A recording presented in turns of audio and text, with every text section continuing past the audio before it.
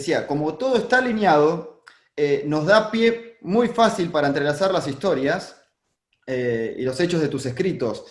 Y más allá de la evidente fascinación de Juan Domingo Perón por el Duce Benito Mussolini y el fascismo, está este otro asunto de encanto por las políticas nazis, por las prácticas nazis. Y entonces te pregunto, ¿por qué Perón y la raza argentina? Bueno, es una buena pregunta. Primero porque eh, yo me he llegado a sorprender tanto al escribirlo como el que más o como un simple lector. Primero, insisto, porque claramente la raza argentina no existe ni existió. Pero lo tenebroso de esto, dado que es absolutamente real, es que se intentó. Esto no fue exclusividad de Perón. Con Perón se transforma en algo muy particular, que si querés ahora cuento, pero viene el caso eh, ir un poco más atrás para encontrar los orígenes de esa idea de raza argentina.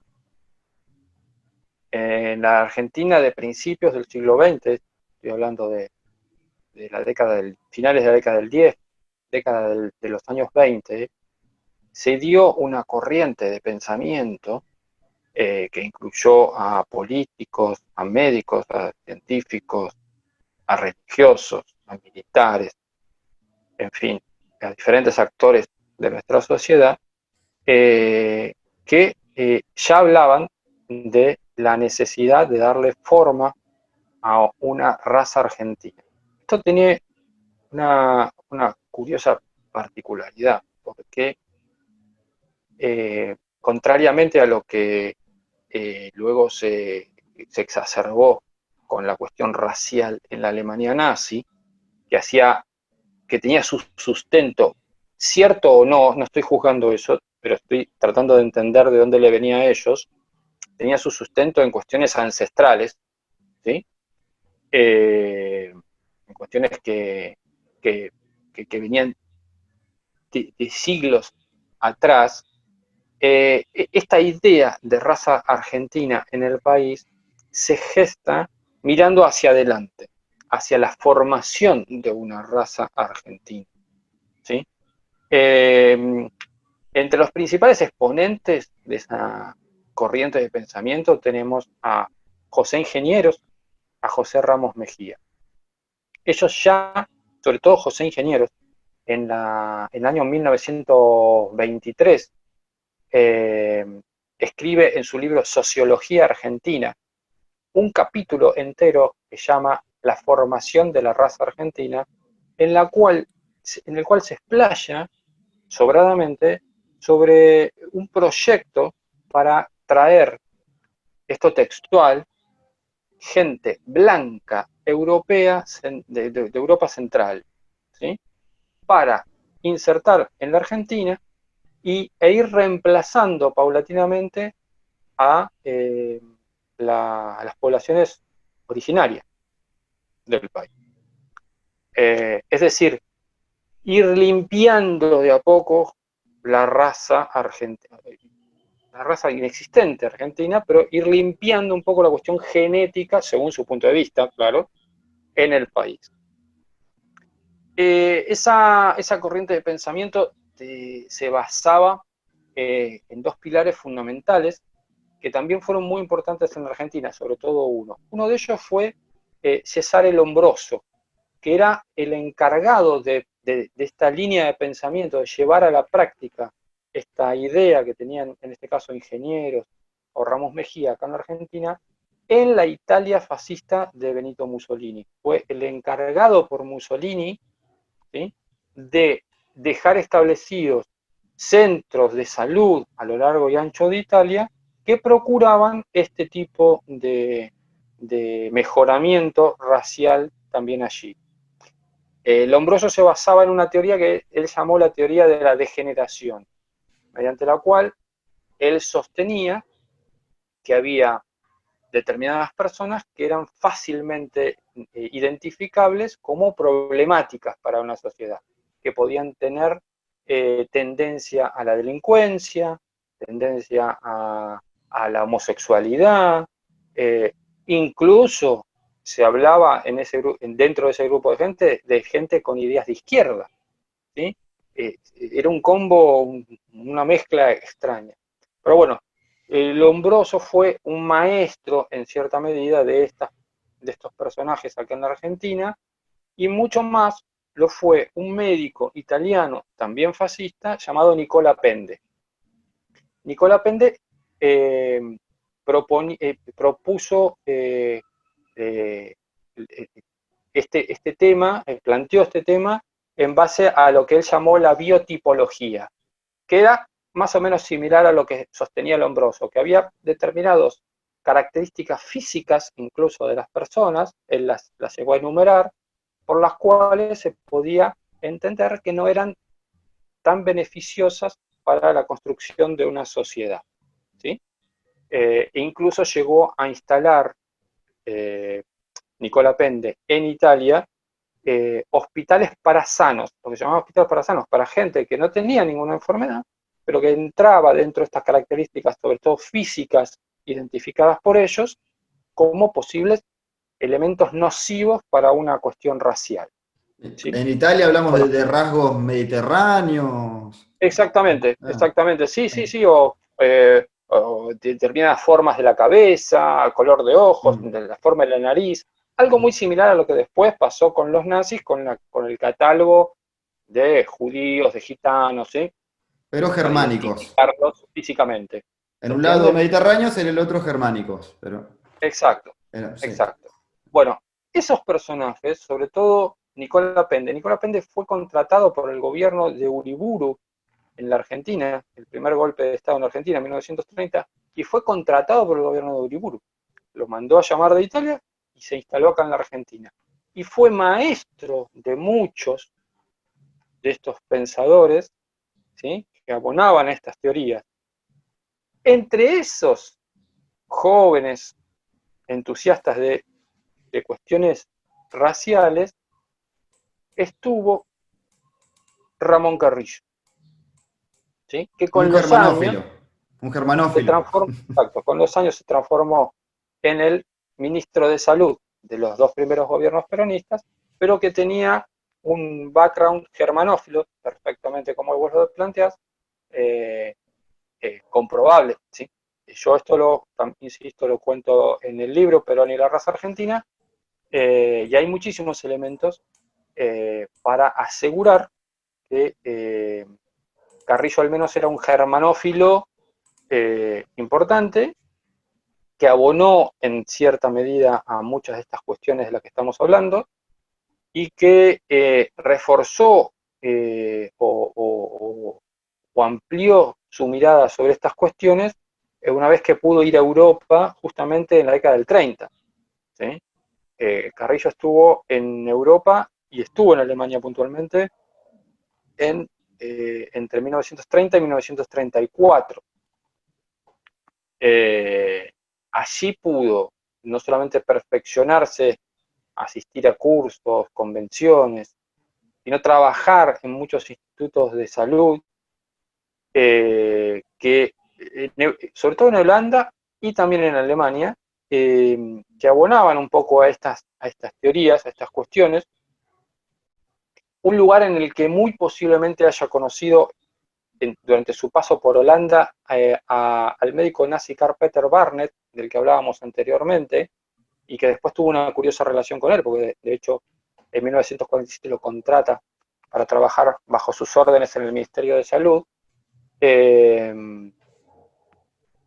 Pero lo fundamental de su paso por Europa fue que recibe, estando en Holanda, hablo de Carrillo, dos invitaciones para trabajar en laboratorios, en uno norteamericano y en otro alemán, ¿sí? Estamos hablando del año 32, 33 ya, ¿sí? Carrillo desiste de la oferta de los norteamericanos y opta por viajar a Berlín y comenzar a trabajar en lo que luego fueron, y esto contado por él en cartas a Perón, que yo he podido consultar y que están en el libro, trabaja en el laboratorio que empieza a producir lo que luego fueron las pastillas, las anfetaminas, que le daban a los soldados alemanes para que marcharan día y noche seguidos, sin necesidad de descansar, de alimentarse, de parar. El hecho quedaría en la anécdota si no fuera porque cuando Perón lo convoca para el Ministerio de Salud de su gobierno, se conocían desde antes, Carricho le propone replicar en la Argentina las mismas instituciones mentales que él había visto en Europa, referidas a estas cuestiones, ¿sí? De mejoramiento, ¿sí? ¿Sí? Genético, ¿sí? Replicar un poco esas mismas instituciones de salud mental. E incluso menciona directamente, nombra casos puntuales de la Alemania de Hitler. Pero hay más, ¿sí? En el año 1950, Carrillo se pone al frente de una serie de conferencias que fueron muy curiosas. A mí me llamaron... El libro, cuando yo empecé a escribirlo, fue por esto que yo te estoy comentando ahora.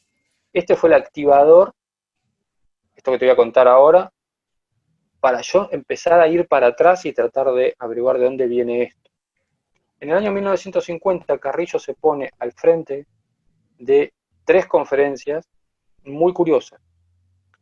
Fue en la Escuela de Altos Estudios Militares.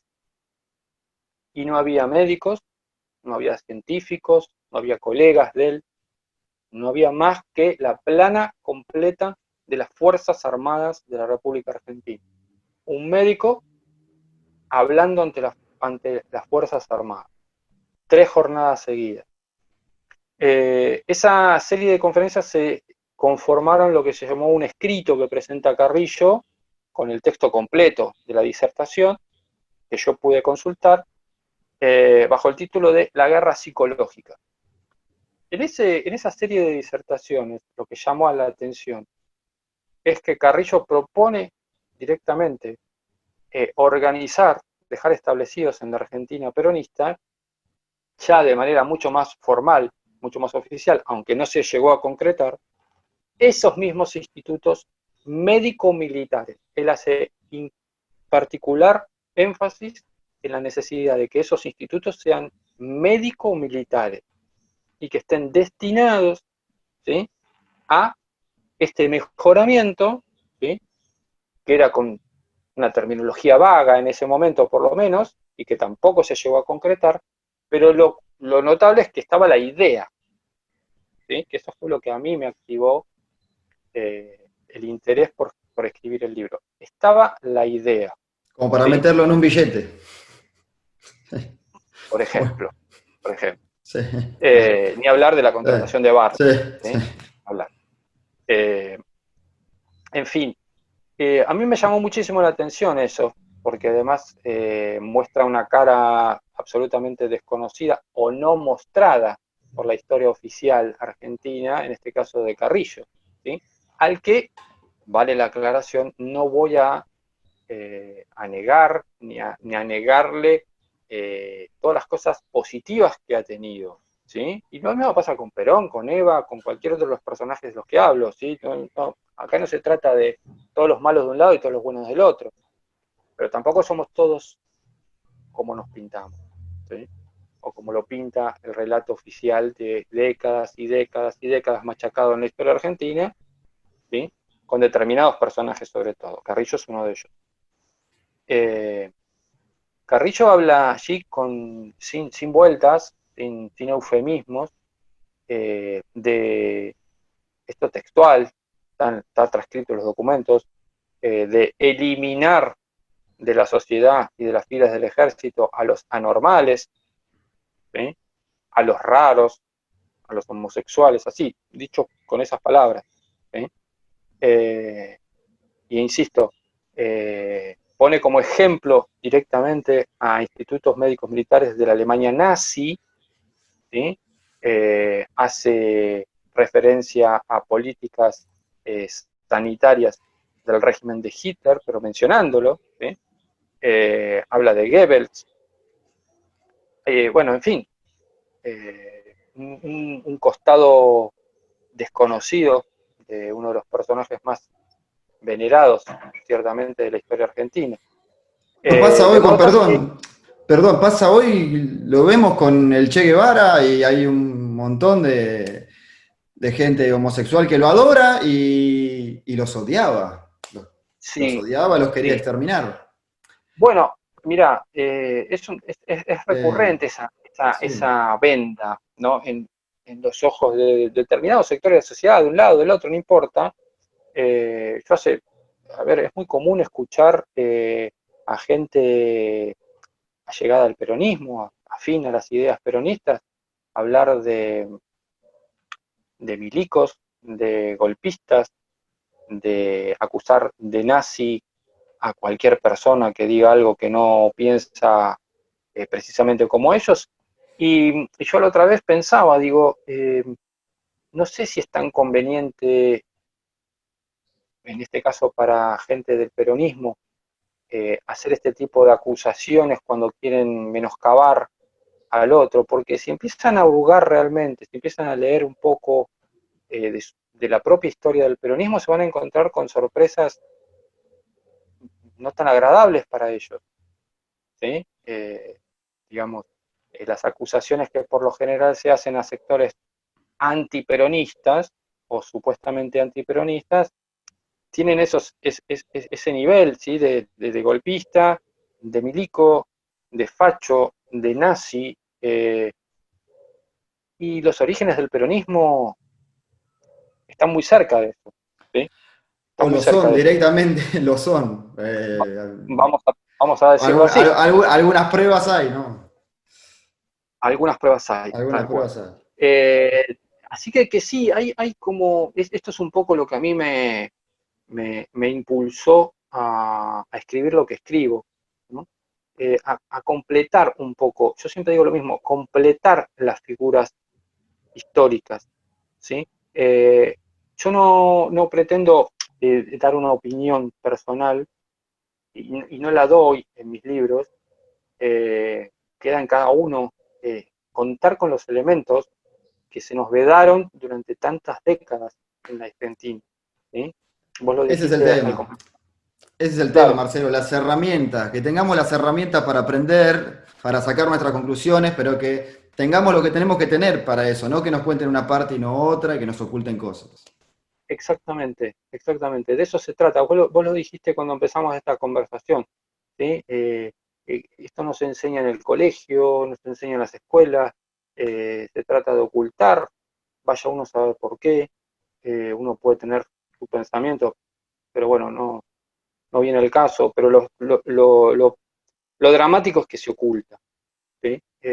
Y bueno, creo que hay muchísimo por contar todavía, eh, y creo, insisto, en esto de completar las figuras, que cada uno después saque las conclusiones, pero con todos los elementos sobre la mesa, con la información a mano, con la información comprobable y demostrable, ¿sí? También, ¿sí? Yo en mis investigaciones me vi obligado a dejar muchísima información de lado por la sencilla razón de que hay cosas que no son fáciles de demostrar, pero sí hay mucha documentación que puede acreditar otras cosas y eso está plasmado en los libros y creo que llegó la hora de que eh, nos propongamos esto, ¿no? No seguir ocultando la tierra debajo de la alfombra, porque la alfombra en un momento se empieza a hinchar y se nota igual, ¿sí? La tierra que está debajo.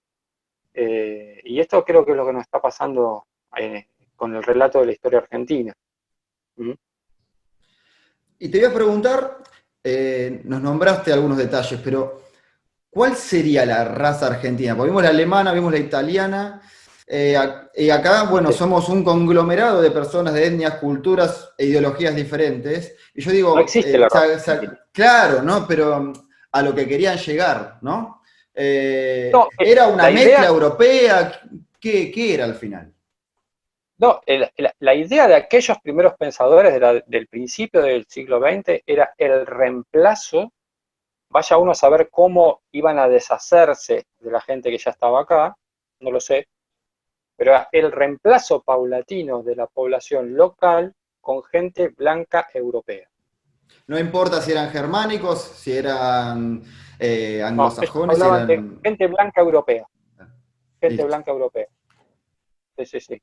Ahora, eh, no tengo el detalle si es que lo tenían ellos de la manera en que pensaban deshacerse, porque claramente pensaban deshacerse de las poblaciones originarias locales. Así que eso no lo sé, pero es que era ya un plan tan descabellado que yo creo que no tenía asidero, y bueno, a las escala que eran queda que no se concretó, ¿no? Y Sí, tampoco en sí. la época de Perón, en donde tal vez el objetivo no hubiese sido tanto el de la inmigración blanca europea en ese momento, sino el de, como yo planteo en alguna parte del libro, generar futuras generaciones de peronistas perfectos, podemos decir. Gente que por adoctrinamiento, por una serie de circunstancias, fuese afín a un régimen, ¿sí? Claro. De hecho, lo vemos en lo que era la bibliografía escolar del peronismo, ¿sí? De la época del peronismo, que no difiere en absoluto de la bibliografía de la Alemania nazi o de la Italia de Mussolini, ¿sí? Hablamos en Con otro la video de las presencia en cada similitudes. página del líder, ¿sí? De Eva Perón, de Perón, en fin. Había toda una cuestión que tenía que ver ya más con el adoctrinamiento desde pequeños, desde niños, este, pero insisto, creo que lo llamativo es, a mí, insisto, me llamó muchísimo, muchísimo, poderosamente la atención esa serie de conferencias de Carrillo en donde planteaba ya cuestiones que iban incluso un poco más allá, ¿no? Porque era con la presencia de militares en institutos de salud mental, complicado, digamos, ¿no? Un Sí, tema sí. vasto. Y te iba a comentar eso, que en el imaginario colectivo está exclusivamente impuesto que Perón es el único que en toda la historia argentina se preocupó por los marginados, ¿no? Las clases sociales más bajas, los denominados discriminadamente cabecitas negras. Sí, Y uno ve esto o lee al respecto, investiga, y bueno, por un lado decís, nos referimos al adoctrinamiento, pero la idea de Carrillo no era esa en particular. no. Y además, ¿sabés qué? Insisto, tal vez sea para una nueva investigación, tal vez sea la llave para una nueva investigación, ¿no? Lo estoy pensando ahora y Sí, no sería descabellado. Eh, pero durante los dos gobiernos peronistas, así como hemos nombrado a importantes criminales muy notorios de guerra nazi, como los que hemos mencionado acá, yo en el libro hago especial referencia al ingreso de médicos y científicos nazis, científicos referidos a la salud, ¿sí? A la Argentina durante ese periodo. Y son muchísimos, y fueron parte de la misma organización y del mismo sistema de protección que los hizo ingresar a la Argentina. ¿Se entiende? Eh, entonces me pregunto, digamos, no sé si no había otro plan. No sé si en los planes del gobierno peronista de estar entronizado eternamente, porque seguramente pensaban esa posibilidad de seguir y seguir y seguir en el poder, no había otros planes ocultos, ¿sí? Porque cuando vos ves la lista de los médicos nazis seriamente implicados en crímenes en campos de concentración, y no hablo solamente de Mengele y de Barnett, hablo de un montón de otros, una cifra importante, una cantidad importante y nombres de peso. Te nombro, por ejemplo, la entrada a la Argentina de Walter Rauff. Walter Rauff fue el diseñador, por decirlo de algún modo elegante, de los camiones con cámara de gas, ¿sí? Los camiones con cámara de gas se emplearon en los mismos institutos médicos militares, incluso antes que en la exterminación masiva de gente en los campos de concentración, ¿sí?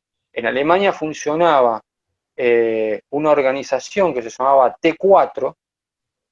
T4 era por el lugar donde estaba la calle y el número donde estaba el edificio principal de esta organización médica, entre comillas médica, es la calle Tiergarten 4 en Berlín, que era un organismo de los nazis que coordinaba con médicos, entre ellos Walter Rauff, Hans Reiter, que ingresó a la Argentina peronista. Yo tengo documentado el ingreso de Hans Reiter a la Argentina durante esa misma época. Entonces tenemos acá a Mengele, a Barnett, a Reiter, a Heffelman, a Walter Rauff, ¿sí? Y la lista sigue de médicos implicados en crímenes de la organización T4 de los nazis, que se dedicaba a exterminar gente con problemas mentales, gente con problemas físicos, incluso antes del exterminio masivo en los campos de concentración. Te digo de vuelta, el invento de Walter Rauff consistía en un camión cerrado, sellado, hermético, el tubo de escape conectado a la caja trasera del camión, se cerraba allí dentro a 30, 40 personas, se hacía circular el camión por una media hora más o menos, con el dióxido de carbono tirándolo directamente adentro de la caja del camión, abrían las puertas y estaba la gente asfixiada, muerta. Bueno, ese hombre vino acá a la Argentina peronista. Entró a la Argentina de Perón. ¿Sí? Después cruzó a Chile con los años y murió en Chile en el año 1984. ¿Sí? En una ceremonia nazi de entierro impresionante que se puede conseguir en YouTube. Entras a YouTube, pones entierro Walter Rauff y vas a ver una cosa impresionante. Bueno, esa gente estuvo acá en la Argentina. ¿Sí? Entonces yo digo, ¿era tan limitado el plan? ¿Tan limitado era el plan de esa inexistente raza argentina? ¿O se le iba a buscar una vuelta? ¿O por qué Carrillo mencionó los institutos médicos militares que mencionó en esa serie de 3 conferencias que yo transcribo en el libro? ¿Por qué? Es para otra investigación, posiblemente. Y tal vez nos encontremos con cosas mucho más espeluznantes que la simple idea de ponerla en práctica. Parece que no ha sido así, porque claramente ni la raza argentina existe, ni ha habido campos de concentración, ni ha habido ese tipo de cosas, ¿sí? Pero los planes se barajaron, se pusieron sobre la mesa. Incluso yo hablo de, apenas subido al gobierno Perón, en 1946, Carrillo compra una propiedad en Bursaco, en la provincia de Buenos Aires, ¿sí? Alejada, con mucho terreno, bosques, arboleda, un chalet enorme, y allí llevaba regularmente grupos de personas con problemas mentales que estaban internados en institutos psiquiátricos, institutos mentales de Buenos Aires, y los llevaban y hacían determinadas actividades no muy detalladas, pero los ponían a trabajar, había una cuestión que los inquietaba, ¿sí? Y bueno, es para hurgar un poquitito más todavía, pero en el libro ya hay bastantes elementos, sobre todo contado con las palabras de los propios protagonistas, porque yo he transcrito cartas entre Carrillo y Perón, he transcrito al completo la disertación de Carrillo en esta serie de conferencias, en fin, hay muchísimas cuestiones. Hablo de la etapa de la década del 30 a la llegada del GO y las relaciones que Carrillo hizo, no solamente con la gente del GO cuando llega de Europa, en donde conoce a Perón y a sus allegados, que le valen ser director del Hospital Militar Central de Neurocirugía, ¿sí? Por eso Carrillo llega a la dirección de no ser nadie, entre comillas, no lo digo despectivamente, pero de no ser nadie, a director de neurocirugía del Hospital Militar Central, de mano de la gente del GO, lo que luego fue el GO. Y yo cuento con documentos que hay de denuncias de trabajadores internos, de médicos, de enfermeros, de asistentes del hospital militar, que denuncian la actividad de médicos nazis que hacen propaganda nazi dentro del Hospital Militar Central y trabajaban con Carrillo. ¿sí? En fin, hay todo un costado, el lado oscuro de esa luna de Carrillo, que sale a la luz con este libro, ¿sí? Eh, y realmente son tenebrosos. Hay cosas que realmente dan miedo de pensarlas, que se pudieron considerar, ¿sí? Que fue lo que hicieron ellos. Consideraron esta idea, retomaron un poco aquella vieja idea de esa raza argentina, la moldearon de alguna otra manera, la adaptaron a esas circunstancias de ese momento, ¿sí? Pero insisto, como vos lo planteaste antes, siempre demostrando un costado decididamente germanófilo, en este caso de Carrillo. Pensá que no podía ir no podía desentonar con un gobierno como el de Perón, en el que la presencia de elementos nazis o filonazis eran notorios. No podía desentonar, no iba a desentonar, ¿sí? Por ahí también se puede encontrar una explicación a estas cuestiones, ¿sí? Sí, Sobre sí, por todo supuesto. aquellos que pretenden ver solamente la cara agradable, en este caso de Carrillo, ¿sí? Tenía la otra también, ¿sí? Bien, ¿y qué conclusiones sacás de todo esto que fuiste descubriendo? Al final de todo lo que hablamos, Mirá, yo lamentablemente eh, tengo que unirlo con lo nuevo que estoy escribiendo, que tiene que ver con eh, cómo se afianzó el nazismo en la Argentina, por qué se afianzó el nazismo en la Argentina. Tiene que ver con eso lo nuevo. Estoy todavía en plena fase de escritura. ya lo adelantamos, Eh, lo pegamos como adelanto. sí, sí, tiene que ver por ese lado. Tiene que ver por ese lado. Eh, yo creo que como conclusión lo que saco es que la Argentina no aprendió nada. Argentina no aprendió nada.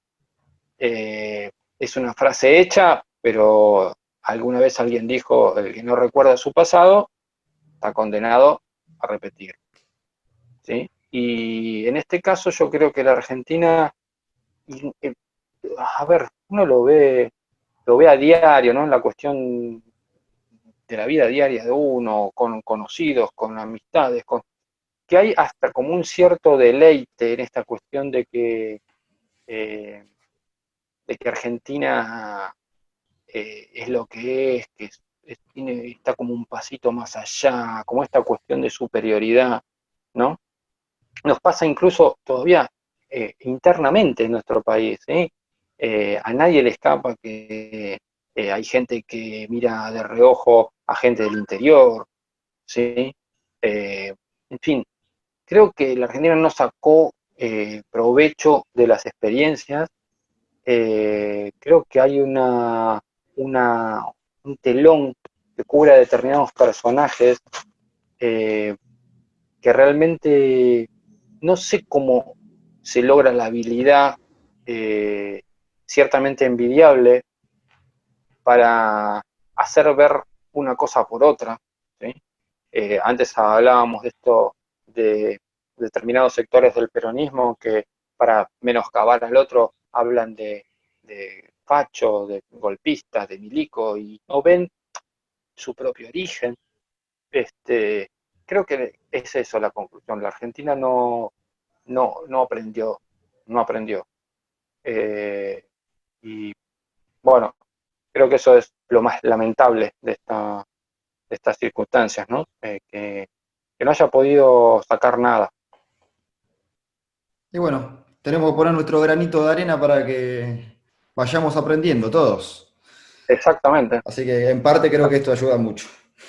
Está ayudando mucho, claro que Está sí. ayudando. Este medio, esta ventana que vos estás dando, la verdad que es parte de eso que uno necesita también para contar, para hacer saber, ¿sí?